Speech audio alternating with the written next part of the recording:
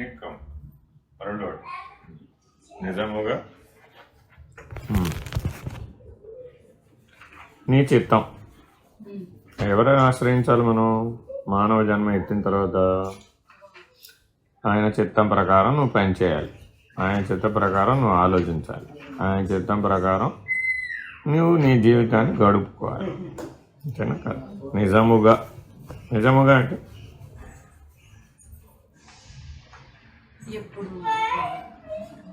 ఏది ఆలోచిస్తావో అదే మాట్లాడాలి, ఏది మాట్లాడతావో అదే ఆచరించాలి.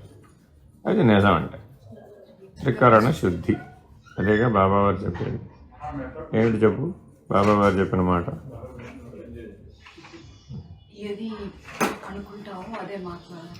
మనస్సేకం వచస్సేకం కర్మణ్యేకం మహాత్మన.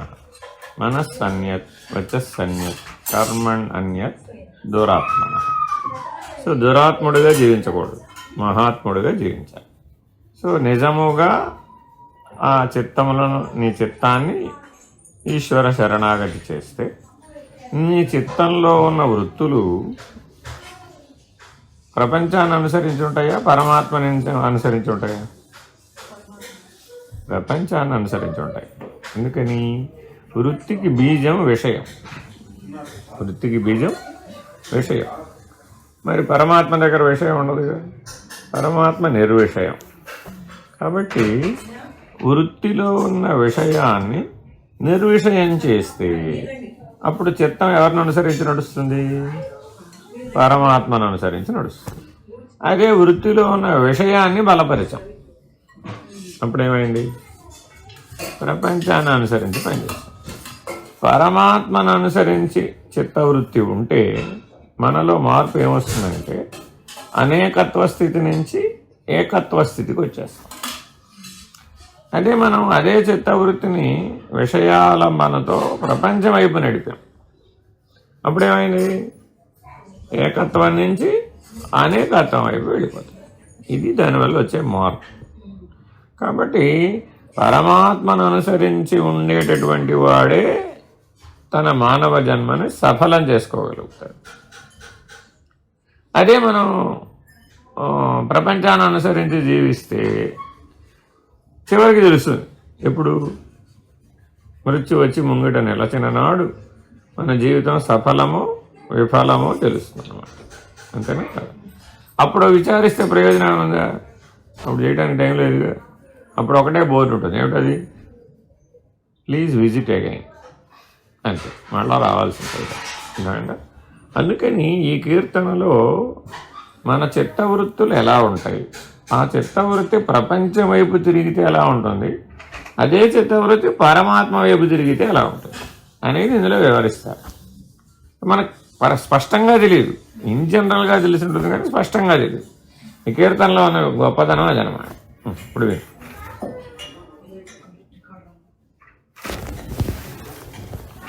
ఇదిగో ఇక్కడ పెట్టే రికార్డ్ ఆల్రెడీ ఒకటి.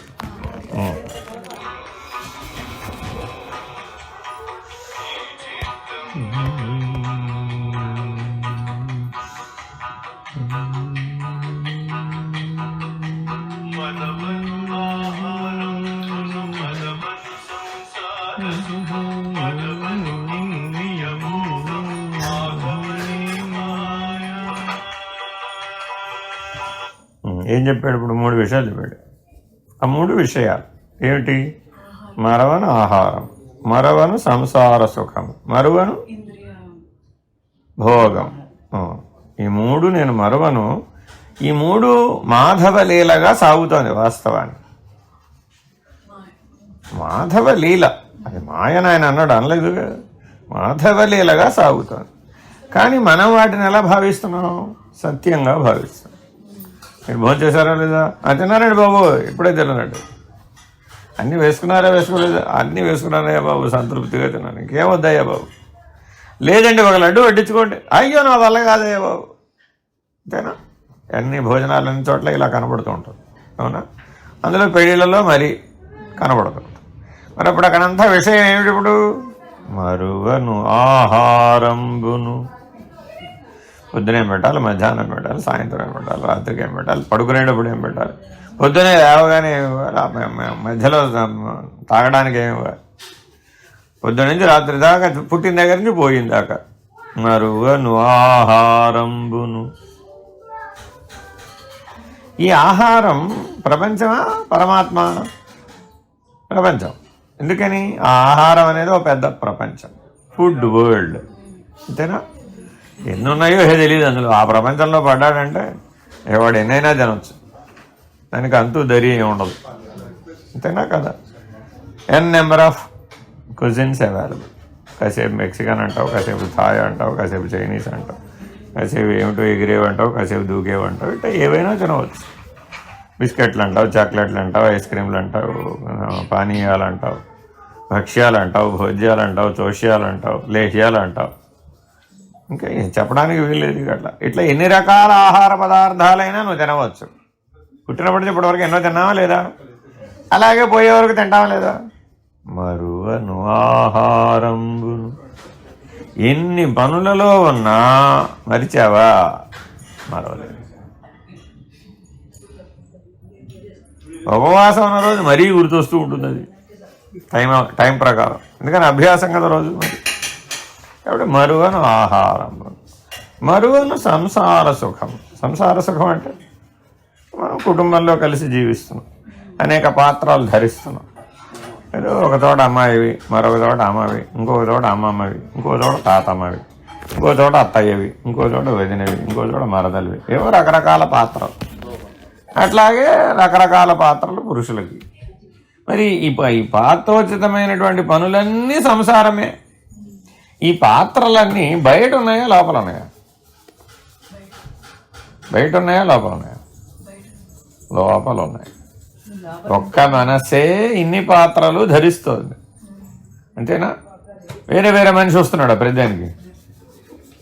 మరి ఒక్క మనసేగా. కాబట్టి ఈ సంసారం అంతా ఇందులో ఉంది, ఇప్పుడు మనసులోనే ఉంది. ఆ పాత్రలు ఇందులో ఉన్నాయి, మనసులోనే ఉన్నాయి. ఈ ఇంద్రియాలన్నీ ఇందులో ఉన్నాయి, ఆ మనసులోనే ఉన్నాయి. ఆ పాత్రలని నటించాలంటే ఇంద్రియాలు వ్యవహరించాలిగా. కాబట్టి ఈ మూడు నువ్వు బాగా గమనించవయ్యా. ఎంతమంది జీవితాల్లో చూసినా అంతమందిలో ఇవి అలాగే ఉన్నాయి. అవునా కదా? ఇంతమందిని ఒక్క దేవుడు ఎలా తిప్పేస్తున్నాడండి. ఇంతమంది పాత్రధారులు, సూత్రధారి ఒక్కడే ఎలా తిప్పుతున్నాడంటావు? అది మాధవలీల. డైరెక్టర్ ఒక్కడే, కానీ యాక్టర్లు కోట్ల మంది. కానీ ఎవరి జీవితం చూసినా ఈ మూడు అలాగే ఉన్నాయి. మరువను ఆహారము, మరువను సంసార సుఖము. అంతేనా కదా? నువ్వు ఇంటికి వెళ్ళావమ్మా, ఏదో కారణం చేత మేము పలకరించలేదు, నేను యు ఆర్ హర్ట్. అంతేనా కదా? I hurt. ఈ హర్ట్ ఎందుకయ్యో? పలకరిస్తే సుఖం, మాట్లాడితే సుఖం. పలకరించకపోతే, థ్యాంక్స్ చెప్పకపోతే ఐ హర్ట్, సారీ చెప్పకపోతే ఐ హర్ట్. దీనికేం పని పాటలేదు, అన్నిటికీ ఐ హర్ట్. అది కాబట్టి మానవుడు ప్రతి చిన్నదానికి ఇట్లా అవుతున్నాడా లేదా? అది ఆ సంసార సుఖంలో ఉన్న గొడవ. అనుక్షణం దెబ్బతగులుతుంటుంది అది. అర్థమైందా? ఇక మూడోది ఏంటి? ఇంద్రియ భోగం. కాసేపు కూర్చుంటే కాళ్ళు నొప్పులు వచ్చినాయి. కాళ్ళు ఏం చెప్పినాయి? లేవమ్మ తల్లి, ఇప్పటికే చాలాసేపు అయింది కూర్చున్నాయి, కాళ్ళు నొప్పులు పుడుతున్నాయి అని సూచన చేసిందా లేదా? ఇట్లా ప్రతి ఇంద్రియము కూడా ఆ ఇంద్రియ భోగాన్ని అడుగుతూ ఉంటుంది. కాసేపు నడు అటు ఇటు, కాళ్ళు సాఫీ అవుతాయి. మాట్లాడి నోరు నొప్పి పుట్టింది, కాసేపు మౌనంగా ఉండు, పొద్దుడు వచ్చి మాట్లాడుతూనే ఉన్నావు. వరుసగా 10 గంటలు చదివావు, ఏం చెప్తుంది? చాలా బరువు పెరిగిపోయింది, నెత్తి మీద బరువు, మొయ్యలేనంత బరువు వచ్చేసింది, తలనొప్పి కూడా వచ్చేసింది, 4 గంటలు మళ్ళీ మానేసి వేరే ఏమన్నా చెంది ఎక్కడం లేదు, మైండ్లో ఓవర్ఫ్లో అయిపోతుంది. అనిపిస్తుందా లేదా? మరి ఇప్పుడు మరి లోపల చెప్పిందా చెప్పలేదా?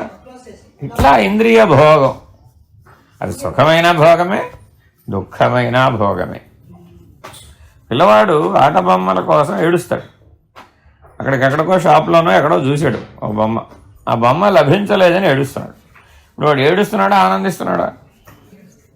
లోపల ఆనందిస్తున్నాడు, బయట ఏడుస్తున్నాడు. లోపలేమో ఆ బొమ్మతో ఆడేస్తున్నాడు, బయట లభించలేదని ఏడుస్తున్నాడు. అర్థమైందా? ఇది ఇంద్రియ భోగం అంటే.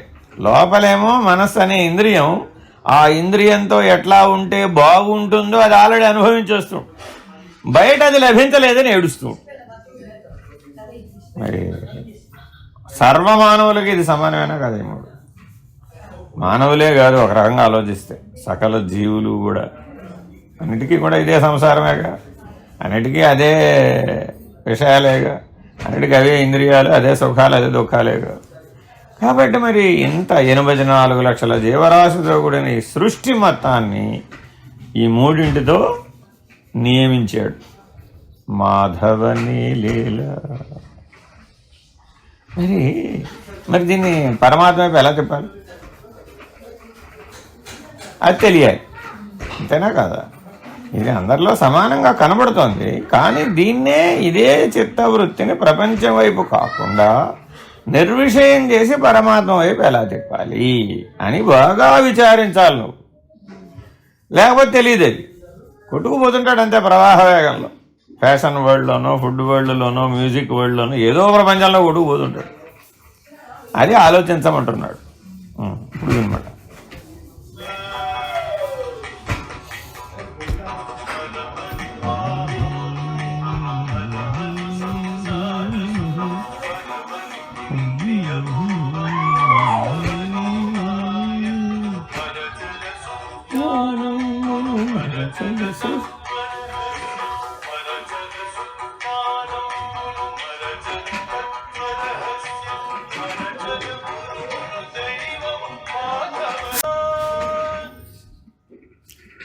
ఈ మూడు మరవం, మూడు మరిచిపోతున్నమాట. ఏమిటవి? ఒకటి సుజ్ఞానం, రెండు మరచెద సుజ్ఞానంబును మరచెద తత్వరహస్యం గురువును దైవమా. ఇది అందరిలో సమానంగా ఉందా లేదు? ఇది కూడా ఇవి వచ్చినప్పుడు సందర్భం ఎట్లా చెప్పాడంటే, ఈ మూడు నీ మనసులో మేల్కొన్నాయి అనుకో, అప్పుడు ఈ మూడు మరపకపోయినాయి. అర్థమైందా? సుజ్ఞానం వల్ల జన్మరాహిత్యం వస్తుంది, మోక్షం వస్తుంది. సుజ్ఞానం లేనివాడికి మోక్షం రాదు. అర్థమైందా? సుజ్ఞానం లేనివాడికి మోక్షం రాదు. అలాగే తత్వరహస్యం తెలియని వాడికి మాయ దాటలేడు. తత్వరహస్యం ఎందుకు తెలియాలంటే, మాయను దాటాలంటే తత్వజ్ఞానం ఉండాలి, లేకపోతే దాటాలి. అర్థమైందా? గురువు దైవం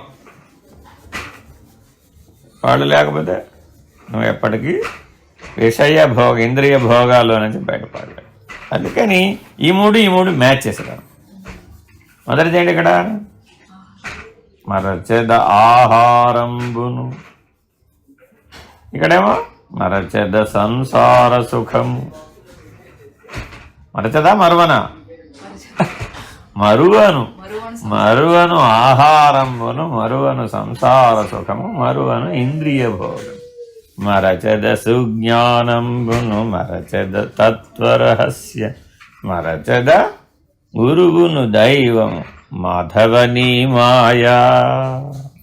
అక్కడేమో మాధవని లీల, ఇదేమో మాధవని మాయ. అది మరవకుండా ఉండడమేమో లీల, ఇది మరిచిపోవడమేమో మాయ. కాబట్టి నువ్వు ఎప్పటికైనా సాధనపూర్వకంగా ఏం చేయాలి? దీన్నేమో వదిలేయాలి, దీన్నేమో పట్టుకోవాలి. ఇప్పుడు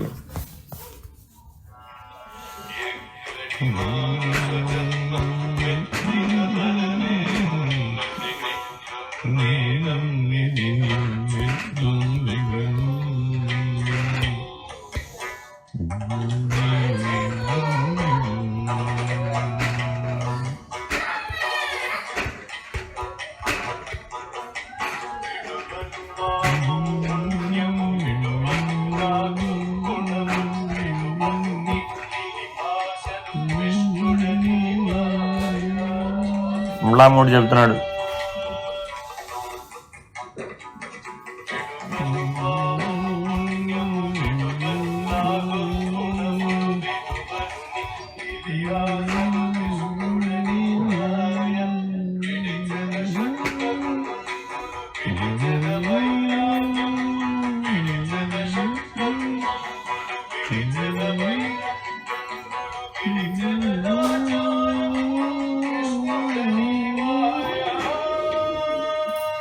ఏం చెప్పాడు ఇప్పుడు మళ్ళా మూడు విడవడు, మూడేమో విడుస్తాడు. ఏమిటా మూడు విడవనివి? అలా విను, వెనక్కి వచ్చి.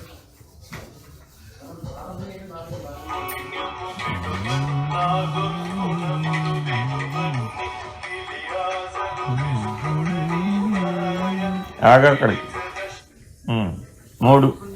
ఒకటి పాపం పుణ్యం చేయడం మానను, దుర్గుణాలు అసలే మానను. 3వది మిక్కిలి ఆశ. ఒట్టి ఆశలు కావాలి, మిక్కిలి ఆశలు. డబ్బు ఎంత కావాలి నీకు?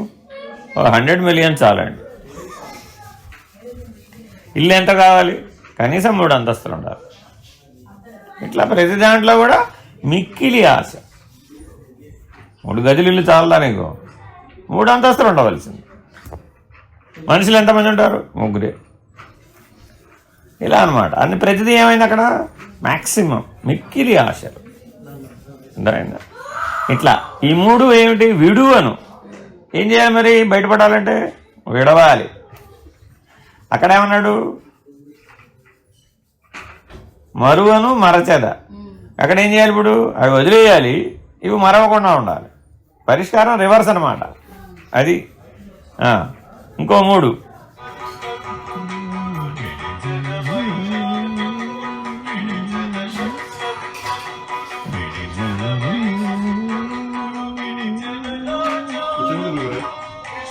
షట్కర్మములు, వైరాగ్యము, ఆచారం. ఈ 3 విడిచేస్తాడట. ఏ 3 వస్తే? ఈ 3 వస్తే ఏమిటా 3? పాపపుణ్యాలు వచ్చినాయి, దుర్గుణాలు వచ్చినాయి, మిక్కిలి ఆశలు వచ్చినాయి. ఈ 3 రాగానే చేయవలసిన షట్కర్మలు 6 కర్మలు చేయాలి. ఏమిటవి చెప్పు? పఠనము, పాఠనము, వేదాలు చదవాలి, చదివించాలి. యజనము, యాజనము అంటే యజ్ఞం చేయాలి, యజ్ఞం చేయించాలి. దానము, ప్రతిగ్రహీత, తాను దానం చెయ్యాలి, ఎవరైనా దానం ఇస్తే పుచ్చుకోవాలి. ఈ 6కి షట్కర్మలని పేరు. అర్థమైందా? ఈ షట్కర్మలు చేయుడు. వేదాధ్యయనం చేయమంటే చేయుడు, ఇతరుల చేత వేదాలు చదివించమంటే టైం లేదు. ఎందుకని? పాపపుణ్యాల్లో బిజీగా ఉన్నాడు. యజ్ఞం చెయ్యాలి, యజ్ఞాలు చేయించాలి, ఆసక్తే లేదు. ఎందుకని? దుర్గుణాలు వచ్చినాయి ఆ స్థానంలో. ఎప్పుడైతే దుర్గుణం వచ్చి కూర్చుంటుందో యజ్ఞం మీద ఆసక్తి ఉండదు. లాస్ట్ వైరాగ్యం పోయింది. ఎందువల్ల? మిక్కిలి ఆశల వల్ల. కాబట్టి ఈ 3 విడవాలి, ఈ 3 విడవకూడదు. Very very important.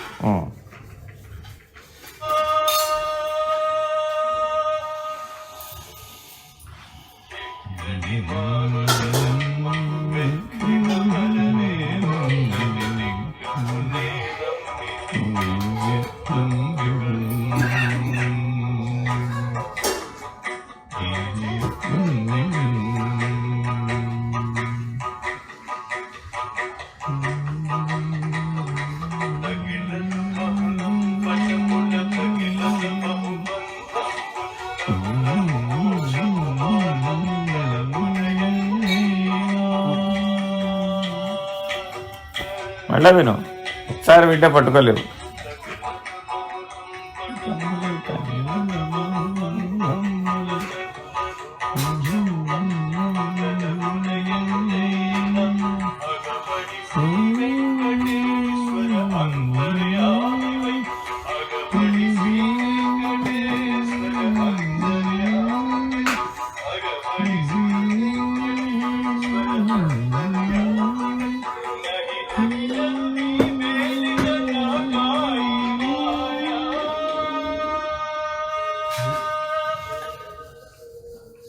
పరిష్కారం ఏం చెప్పాడు చివరికి? లాస్ట్ లైన్ పరిష్కారం. ఏం చేయాలి? ఇవన్నీ ఎందుకు చేయాలి మనం? అగ్గుపడి వెంకటేశ్వర భగవద్ దర్శనం పొందాలి అంటే ఇవేమో ముట్టుకోకూడదు, ఇవేమో వదిలిపెట్టకూడదు. అలా ఉంటే భగవద్ దర్శనం కలుగుతుంది. భగవద్ దర్శనం పొందినప్పటికీ నేను మారలేకపోతే, తిరుమల రోజు ఎంతమంది చూస్తున్నారు? 1,00,000 మంది చూస్తున్నారా? అవునా? 1,00,000 మంది దర్శనం చేస్తారు. కానీ దర్శనం చేసిన వాళ్ళందరూ ఈ పరిణామం పొందారా అని అడుగుతున్నాడు. ఎవరిని అడుగుతున్నాడు? ఎవరైతే వెళ్ళి తిరుమల వెంకటేశ్వర స్వామి దర్శనం చేశారు, మరి ఆ దర్శనం చేస్తే భగవద్ దర్శనం వలన మాయ విడిపోతుంది కదా, అజ్ఞానం పోతుంది కదా, ఏ రకమైనటువంటి బంధం ఉండదు కదా. మరి అటువంటి పరిణామం నీలో నిజంగా వస్తే ఇలా ఉండదు కదా. కాబట్టి దర్శనం చేసి వచ్చిన ప్రతి వాళ్ళు ఇప్పుడు ఈ కీర్తన విని ప్రశ్న వేసుకోవాలా వద్దా? ఎక్కడ వేసుకోవాలి? మళ్ళీ చివరి వాక్యం సరిగా విను, లేదంటే మొదటికి రా.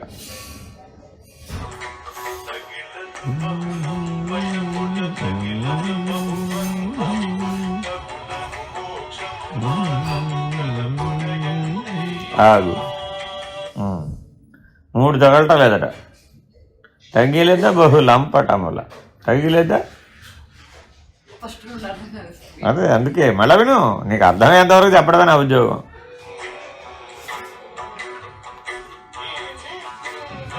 వెనక్కి మళ్ళా.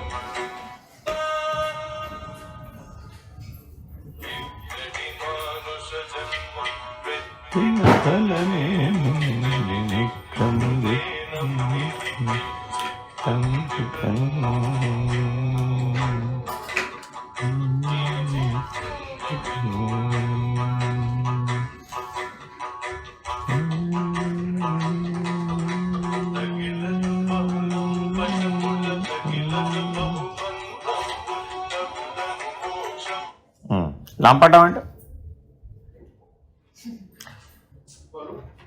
అంటుకునేది, బురద. కాలు వేసామమ్మా బురదలో ఏమవుతుంది?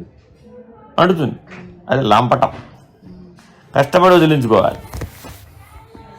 రెండోది ఏమిటి? తగిలేదా బహుబంధంబుల. బహులంపటములు బహుబంధంబులు. అంతేనా కాదు? ఎవరో నీకు పిజ్జా తినడం అలవాటు లేదు, సరే ఏదో నీ ఫ్రెండ్ ఎవరో పిలిచారు, ఒకసారి పిజ్జా తినిపించాను నీ చేత. అడిగింది నేను, ఏంటి నువ్వు ఎప్పుడు తినలేదు కదా, ఒకసారి తిన్నావు కదా, హౌ డూ యూ ఫీల్, బాగుందా అని అడిగింది. నేను ఎప్పుడు తినలేదమ్మా, బాగానే ఉంది అన్నా. అయితే రేపు కూడా రా, రేపు కూడా తిన్నావు, 3వ రోజు కూడా తిన్నావు. 3 రోజులు అడిగింది. రోజు రోజుకి అది బాగోవటం పెరిగిందా తగ్గిందా? ఎలా? మొదటి రోజు అంటుకుంది, 2వ రోజు బాగా అంటుకుంది, 3వ రోజు ఇంకా ఎప్పుడు తిన్నా పిజ్జానే. బాగా కడిగితే బురద బాగా అంటింది అనుకో, అప్పుడేం చేయాలి? బాగా అడగాలి. తగిలేద బహులంపటముల. ఈ రీతిగా మనం అభ్యాసంతో ఎన్ని తగులుకుంటే అవన్నీ లంపటములే. అవన్నీ అభ్యాసం వల్ల వచ్చినాయి, అంతేగాని వాటంతటా విరాల. జన్మతః నువ్వు పిజ్జా తినలేదుగా, అంతేనా కాదా? 10 ఏళ్ళు వచ్చేదాకా తినలేదు, 20 ఏళ్ళు వచ్చేదాకా తినలేదు, 20 ఏళ్ళు వచ్చినాక ఎక్కడో తిన్నావు, కానీ నేను వదలలేకపోయావు. ఆ వదలలేకపోవడమే లంపటం. అదే దేనివల్ల వచ్చింది? అభ్యాసం వల్ల వచ్చింది. అంటే ఎట్ట పోతుంది? అభ్యాసం మారిస్తే పోతుంది, లేకపోతే పోదు. అర్థమైందా? అది దాని పరిష్కారం. రెండోది ఏమిటి? తగిలేద బహుబంధంబుల. బంధం లోపల ఉంటుందా బయట ఉంటుందా? ఏమిటి బంధం అంటే? బంధం అంటే ఉండలేకపోవుట. ఏదైనా సరే ఉండలేను, ఓ లిస్టు రాసుకోవాలన్నాడు ప్రతి వాళ్ళు. ఆ జాబితాలు ఎన్నుంటే అవన్నీ బంధమే. తగిలేద బహుబంధంబుల. ఎందుకన్నట్టు అన్నాడు? బంధం ఒకటే ఉంటుందంటావా, అనేకం ఉంటాయంటావా? అనేకం ఉంటాయా? సెల్ ఫోన్ చూడకుండా ఉండలేను మొదలు, దాంతో టీవీ చూడకుండా ఉండలేను, తర్వాత అలా లిస్ట్ రాయి. ఉప్పు తినకుండా ఉండలేను, షుగర్ తినకుండా ఉండలేను, స్వీట్ తినకుండా ఉండలేను, ఇంకా టీవీ, ఇంకా అట్లా. ఇవన్నీ ఏమిటి? మనసులోవి, బయట కాదు ఇవి. అభ్యాసంతో రాలా ఇవి, మనసులో ఉన్న ఆకర్షణ చేత వచ్చినాయి అవి. మరి ఏం చేయాలి దీనికి? మరేం చేయాలి? బంధం విడిపోవాలంటే విచారణ చేయాలి. అది ఎలా బంధమై ఉన్నదో నువ్వు విచారణ చేయాలి. అర్థమైందా? నేను తీసుకెళ్ళి సముద్రపు మధ్యంలో వైఫై లేని చోట, సెల్ ఫోన్ లేని సిగ్నల్ లేని చోట, టీవీ లేని చోట, ఏ రకమైన అవకాశం లేని చోట ఒక బోట్లో పెట్టేసామనుకో, అప్పుడేం చేస్తావు? అప్పుడు ఈ బంధాలు ఏం లేవు కదా. బాగానే ఉన్నావు అప్పుడు? బాగోలేవు. ఎందుకని? బంధం మనసులో అయ్యో ఇవి లేకుండా పోయినాయే అని ఏడుస్తూ ఉంటాడు. అర్థమైందా? ఉన్నప్పుడేమో ఉపయోగించకుండా అనుభవించకుండా ఉండలేడు, లేనప్పుడేమో భావించి లేవని ఏడుస్తూ ఉంటాడు. అది బంధం అంటే. లంపటం కంటే బంధం ప్రమాదకరమైంది. లంపటం కొద్దిగా అభ్యాసం చేస్తే విడిపించుకోవచ్చు. అర్థమైందా? నాకు ఇస్త్రీ బట్టలు వేసుకునే అలవాటు ఉందమ్మా, అంటే బయటపడిపోవచ్చు, పెద్ద విషయం కాదు. ఇస్త్రీ చేసుకోవడం నా ఒక నెల రోజుల్లో 2 నెలల్లో మానేసావనుకో, ఆ ముడతలు ఉన్నా కూడా నీకు మనసు అడ్జస్ట్ అయిపోతుంది. అది ఏం పర్వాలేదండి, బాగానే ఉన్నావు, నో ప్రాబ్లం. అది ఒకసారి అంటుకుందనుకోండి, ఇస్త్రీ లేకపోతే బట్టలు వేసుకోలేదు అంతే. అది లంపటం, అభ్యాసం విశాఖ వచ్చిందన్నమాట. ఎందుకని పుట్టుతూనే నీకు నెల పిల్లాడికి ఇస్త్రీ చేసి ఎవరేస్తారు అంటే పుట్టుకతో వచ్చింది కాదు. అలాగే ఈ బంధాలు కూడా నీ పుట్టుకతో రాలా వాస్తవానికి, కానీ నీ మనసులో ఉన్నాయి అవి. ఎందుకని అప్పుడు తెలియదు నీకు అసలు ఆ ఆకర్షణలు నీలో ఉన్నాయనే సత్యం. నీవు పుట్టినప్పుడు తెలియదు నీకు. పెరిగే కొద్దీ ఒక్కొక్క ఆకర్షణ, బాల్యంలో కొన్ని వస్తాయి బయటికి, యవ్వనంలో కొన్ని వస్తాయి బయటికి, మధ్య వయసులో కొన్ని వస్తాయి బయటికి, వృద్ధాప్యంలో కొన్ని వస్తాయి బయటికి. అది ఎక్స్ట్రా, అది లంపటం. ఈ లంపటములేమో తయారవుతూ ఉంటాయి. ఇది కొనసాగిస్తూ ఉంటే ఈ లంపటాలు వచ్చి బంధంలో కూర్చుంటాయి. అర్థమైందా? అలా నెంబర్ పెరిగిపోతూ ఉంటుంది. అందుకని బహుబంధములు అన్నాడు. అర్థమైందా? కొన్నేమో ఆల్రెడీ బ్రాడ్ ఫార్వర్డ్ మనలో ఉన్న ఆకర్షణలు, అవి ఆయా జీవన స్థితిగతులను బట్టి అవి వ్యక్తం అవుతూ ఉంటాయి. అర్థమైందా? అసత్యం ఆడటం ఉందమ్మా, లంపటమా బంధమా? బాగా ఆలోచించు. అసత్యం ఆడకుండా ఉండలేని దశ వస్తే బంధం, అవసరం కొద్దీ ఆడితే అది లంపటం. కానీ అభ్యాసం చేసే కొద్దీ ఏమైపోతుంది, అది వచ్చి ఇందులో కూర్చుంటుంది. అందుకని ఈ రెండింటి విషయాల్లో చాలా జాగ్రత్తగా ఉండాలంటున్నాడు. అది మళ్ళా విను.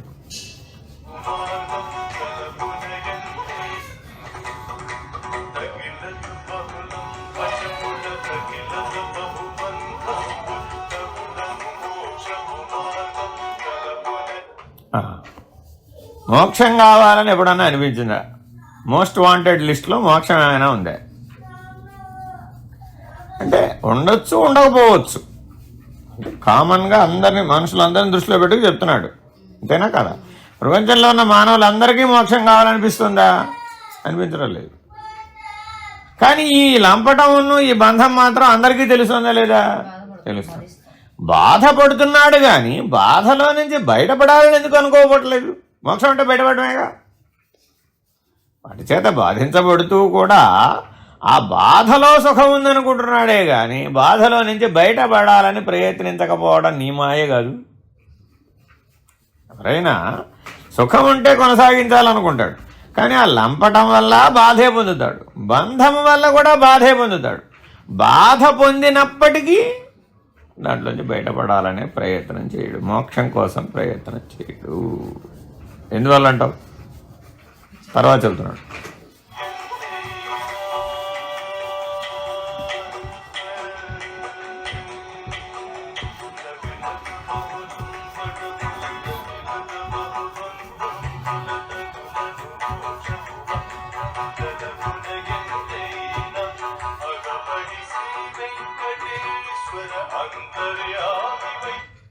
ఎక్కడున్నాడు వెంకటేశ్వరుడు?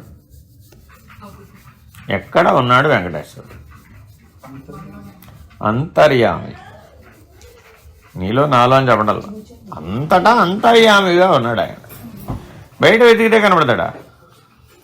లోపలే వెతకాలి. ఇంటి లోపల ఉన్నవాడిని ఇంటి లోపలికి వెళ్ళి వెతకాలి, ఇంటి బయట వెతకాలా? అంతేగా. అలాగే హృదయంలో ఉన్న భగవంతుణ్ణి హృదయంలో వెతకాలా, బయట వెతకాలా? కానీ ఎక్కడ వెతుకుతున్నావు?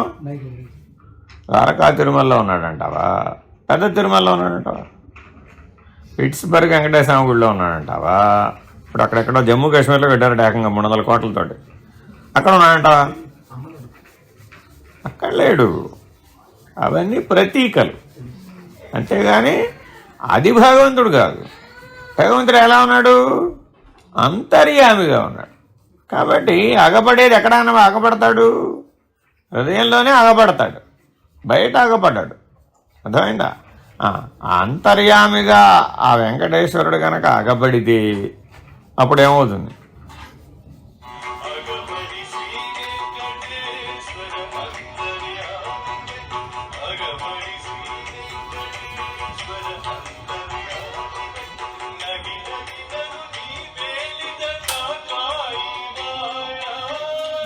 అంటే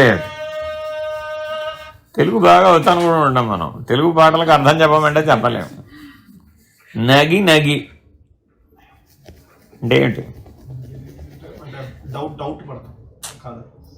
ఎవరైనా కానీ మీ నాన్నగారంటే నీకు భయం అనుకోమ్మా, ఏం చేస్తుంటావు? ఆయన ముందు కనపడకుండా నక్కి నక్కి పక్క నుంచి వెళ్ళిపోతావు అన్నమాట. అది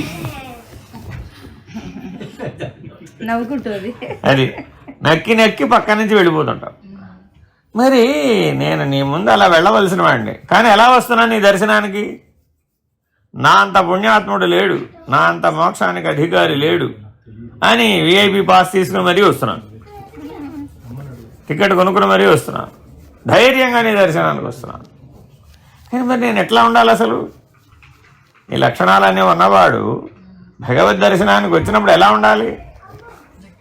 ఉండాలి. ఎందుకని? ఆయన మరి పరమాత్మ కదా, సృష్టికి అధిష్టానం కదా. మరి నీ ముందు నేను ఇంత ధైర్యంగా ఇట్లా ఎలా బతకగలుగుతున్నాను? నీ మాయ కాకపోతే అది కూడా ఆయనకే పెట్టాడు చూడు. మళ్ళీ చివరిలో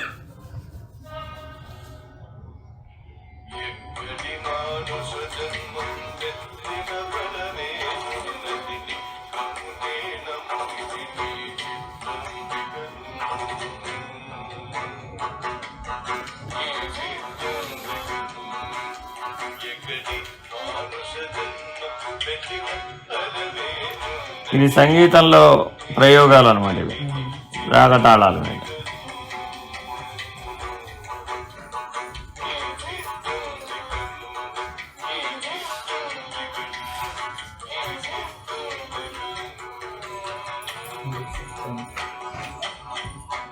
అంటే ఏం చేయాలి ఇప్పుడు? ఇంతకీ పరిష్కారం ఏమిటి? అంతర్యామిగా భగవద్ దర్శనాన్ని పొందటానికి ఈ మార్పులన్నీ చేసుకున్నట్లయితే అప్పుడు అలా నక్కి నక్కి వెళ్ళవలసిన అవసరం లేదు అది అని చెప్తున్నాడు ఆయన. కాబట్టి మన జీవితాన్ని ఎలా మార్చుకోవాలో, ఏవి వదలాలి, ఏవి పాటించాలి అనేది స్పష్టంగా వివరించారు. అప్పుడే మనిషి జన్మ సఫలమవుతుంది. లంపటాలున్నా కుదరదు, బంధాలున్నా కుదరదు, మిక్కిలి ఆశలున్నా కుదరదు, దుర్గుణాలున్నా కుదరదు, ఇంకా వైరాగ్యం లేకపోయినా కుదరదు, మోక్షం మీద ఆసక్తి అపేక్ష లేకపోయినా కుదరదు, ఇంద్రియ భోగాలను మీద నీకు దృష్టి ఉన్నా కుదరదు, సంసార సుఖం పాత్రల్లో బాగా నటిస్తుంటావు కదా, నటించడం కాదుగా జీవించేస్తున్నాం మనం. కాబట్టి ఆ పాత్రలే సత్యం అనుకుని జీవిస్తడమే సంసార సుఖం. అది ప్రమాదమే. ఇంకా మొట్టమొదటి వెరీ వెరీ ఇంపార్టెంట్ అది. కొద్దిగా ఉప్పేసి ఉంటే చాలా అమోఘంగా ఉండేదండి. అప్పుడు ఏమైపోయింది? మరువను ఆహారంబును. నాలుగు దిగిన తర్వాత చెప్పు చూద్దాం. చెప్పలేవు కదా. నాలుగు మీద ఎంతసేపు ఉందమ్మా? ఏ ఆహారం అయినా హాఫ్ మినిట్. మరి హాఫ్ మినిట్ కోసమని భూకంపాలు వచ్చేస్తుంటాయి ఇంట్లో, అంతేనా? అత్తగారికి, కోడల గారికి, మామగారికి. ఏమిటిది అంటే అన్నం ఏమిటిది? What is this? సో ఇట్లా మానవ జీవితంలో దుఃఖానికి వాస్తవానికి ఏం కారణం లేదు, అజ్ఞానం తప్ప. కానీ చాలా జాగ్రత్తగా ఈ విచారణ చేసి మనం వదలవలసినవి వదిలి పొందవలసినవి పొందాలి. అప్పుడే మానవ జన్మ సఫలమవుతుంది. కానీ కీర్తనలు పాడటం ఇంపార్టెంటా కాదా? భావం తెలిసి, అది భావం తెలియకపోతే పాడినా ప్రయోజనం లేదు. అర్థమైందా? ఇలా నువ్వు పాడకపోయినా నాలాగా వింటూ ఉండు, అప్పుడేమవుతుంది? అర్థం చేసుకుంటాం. అందరూ ప్రపంచంలో పాడక్కర్లా, వాళ్ళు చెప్పిన సందేశాన్ని మనం అర్థం చేసుకుంటే సరిపోతుంది.